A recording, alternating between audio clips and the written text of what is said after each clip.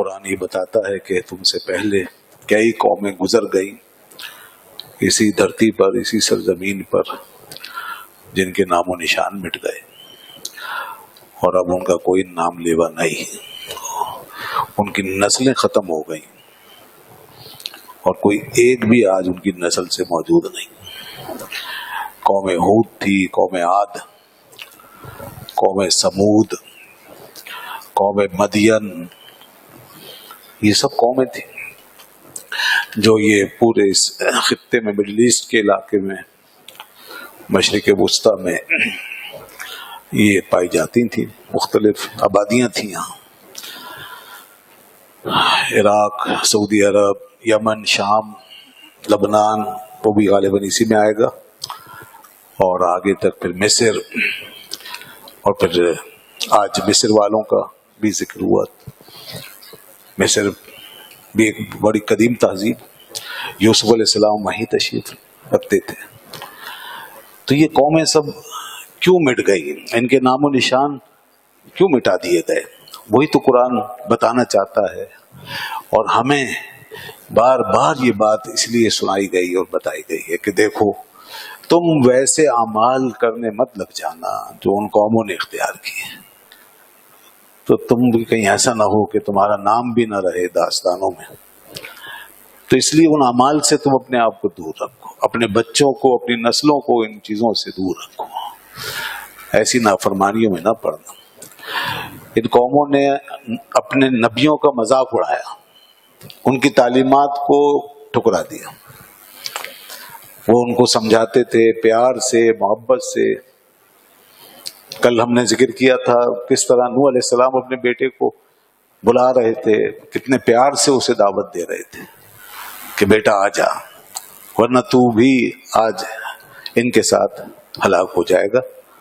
بیٹا نہیں مانا، قوم بھی گئی، بیٹا بھی گیا، بیوی بھی ایمان نہیں لائی، آپ کی بیوی بھی آپ کے راستے پہ نہیں چلی، وہ بھی ہلاک ہو گیا۔ دیکھیں آج اللہ کے نبی کا نام ہے اور ان کے پیچھے چلنے والے، ان پہ ایمان لانے والوں کا نام اور ان کا احترام ہے، بس ان کی آخرت یہاں سے وہاں تک صاف چمکتی ہوئی نظر آ رہی ہے۔ لیکن یہ کہاں گئے، ختم کہانی۔ بیوی گھر میں رہتے ہوئے کار مذلت میں چلی گئی، بیٹا گھر میں پیدا ہوا، جوان ہوا، ختم ہو گیا، جہنم کی وادیوں میں جا کے گر گیا۔ یہ ہوتا ہے، اس طریقے سے کوئی جنت میں جا رہا ہے ایک ہی گھر میں، اور وہیں سے کوئی جہنم میں چھلانگ مار رہا ہے اور اس میں گر رہا ہے۔ دنیا میں اس کا اندازہ نہیں ہو رہا، لیکن مرنے کے بعد تو بالکل سب پتہ چلے گا کہ کون کہاں گیا۔ جس طرح آج بے دینی پھیل رہی ہے، ہم دور ہوتے جا رہے ہیں دین سے، لوگ کس طرح بڑے آرام سے دین کا مذاق اڑا دیتے ہیں، بیٹھے بٹھائے ایسی بات کر دیتے ہیں جس سے دین کی نفی ہوتی ہے۔ تو یہ بڑا عام ہو رہا ہے۔ اب ان قوموں کا حال اس لیے بتایا جا رہا ہے کہ دیکھو تم ایسا نہ کرنا۔ حضرت ہود علیہ السلام اپنی قوم سے فرما رہے تھے کہ دیکھو اللہ کی عبادت کرو، اس کے سوا کوئی معبود نہیں ہے، بس وہی الہ ہے، وہی معبود ہے۔ قوم نے کہا کہ نہیں جناب، ہم نہیں مانیں گے آپ کی بات، آپ پتہ نہیں کہاں سے یہ بات لے آئے۔ قالوا یا ہود ما جئتنا ببینہ، کیا دلیل ہے آپ؟ وما نحن بتارکی آلہتنا عن قولک، ہم تو نہیں چھوڑیں گے اپنے معبودوں کو جن کو ہم نے اپنا معبود بنایا ہوا۔ وہ جو ان کے حواس نے ٹٹول ٹٹول کے معبود بنائے ہوئے تھے، وہ ان کی پوجا کرتے تھے، اور وہ معبود برحق جو ان کے سینسیشن میں نہیں آتا تھا، ان کے حواس میں، ان کے تجربے میں، اس کا انکار کرتے تھے۔ جبکہ ایسا پاک باز انسان ان کے سامنے کھڑا ہے جو پوری تاریخ سے بھی جڑا ہوا ہے، جو اکیلا نہیں ہے، وہ پیچھے سے اپنے والد سے، حضرت آدم سے جڑتا ہوا آ رہا ہے۔ اور اسی طرح یہ چین انبیاء کرام کی، جو قرآن فرماتا ہے نا ذریۃ بعضھا من بعض، سب ایک دوسرے کی اولاد سے اور مختلف نسل آپس میں ذریت کا تعلق رکھتے آئے۔ یہ پوری چین ہے. تو وہ ایک ایسا شخص، ایک ایسی ہستی کھڑی ہے، اور پھر اس کا کردار گواہ ہے. اس نے زندگی میں کبھی جھوٹ نہیں بولا. ایک نبی کی جو شان ہوتی ہے، کوئی داغ نہیں، کوئی دھبا نہیں، اور اب تک ان کو اسی طرح سراہتے آئے اور سر آنکھوں پہ بٹھاتے آئے. اور آج انہوں نے ایک بات کی کہ دیکھو یہ تمہارے معبود غلط ہے، ایک ہے رب پروردگار، بس اس کی پوجا کرو. لیجیے صاحب، پوری قوم دشمن ہو گئی. اور کہنے لگے کہ نہیں جی، ہمیں تو نظر نہیں آتا، ہمیں نظر نہیں آتا، ہمیں تو یہ جو ہاتھوں سے بنائے ہوئے ہیں یہ سمجھ آتے ہیں بس. دوستو ذرا یہ بات میں اس لیے تفصیل سے عرض کر رہا ہوں کہ یہ مزاج دیکھیے کہ ہزاروں سال پرانا مزاج ہے. رب کو اپنی اس حواس سے اور آنکھوں سے اور ہاتھوں سے جاننے والا، یہ اپنی سینسیشن سے، اپنے ایکسپیرینس سے رب کو جاننا، یہ وہ مزاج ہے جو آج بھی اس پڑھے لکھے دور میں، اس سائنٹیفک دور کے اندر بھی پوری مغربی دنیا پہ چھا رہا ہے، اس کو عام کیا جا رہا ہے. آج بھی اسی طرح کی ایپسٹیم بنا دی گئی ہے کہ بھئی علم بس یہی ہے کہ جو ہم اپنی آنکھوں سے دیکھیں. اس لیے تو ان کو خدا نظر نہیں آتا. تو کیا فرق ہے ان کی اپروچ، ان کی سوچ میں اور ان کی گمراہی میں، اور آج کے بڑے سے بڑے سائنسدان کی گمراہی میں کہ جو کہتا ہے مجھے خدا نظر نہیں آتا.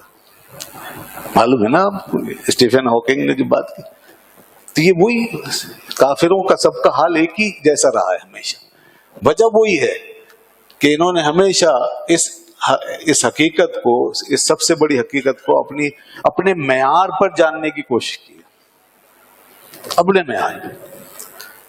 تو ایسا تو نہیں ہوتا نا کہ آدمی کے اپنے معیار پہ نظر آئے چیزیں. عقل بھی تو ہے، حواس ہی تو سب کچھ نہیں ہے. یہ تو بچوں والی ضد ہوتی ہے نا کہ مجھے دکھاؤ، میں تو نہیں مانوں گا جب تک دیکھوں گا نہیں.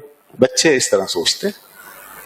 تو اللہ نے جو علم کے اور حقائق کے جو ذرائع ہمیں عطا فرمائے ہیں اس میں عقل بھی ہے، عقل سلیم، کہ غور کرو. یہ بھی نیچرل پروسیس ہے. غور کرو تمہیں پتہ چلے گا کہ کائنات کس نے بنائی ہے، کیسے وجود میں آئی ہے. کوئی تو ہے نا بنانے والا. مگر وہاں جانا نہیں چاہتے، کہتے نہیں جی نظر آنا چاہیے، ہماری ٹیلیسکوپ سے نظر آنا چاہیے. اگر ہبل سے نظر نہیں آیا تو جیمز ویب سے نظر آ جائے گا، اور اس سے بھی نظر نہیں آیا تو پھر اور طاقتور دوربین بنائیں گے، اس سے نظر آئے گا. جب نظر آئے گا پھر مانیں گے.